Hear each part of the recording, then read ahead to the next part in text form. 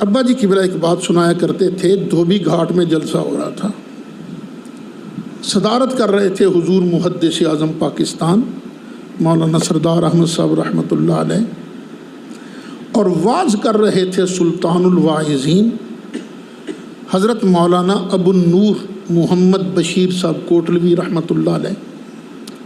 انہوں نے یہی حدیث شریف پڑھی اور سورت کا ترجمہ کر دیا شکل۔ اساں پھر اللہ نو بڑی سونی شکل چ ویکھی ہے۔ حضور محدث اعظم پاکستان فٹ بڑے، ارے مولانا توبہ کرو، توبہ، اللہ شکل سے پاک ہے، اللہ شکل سے پاک ہے۔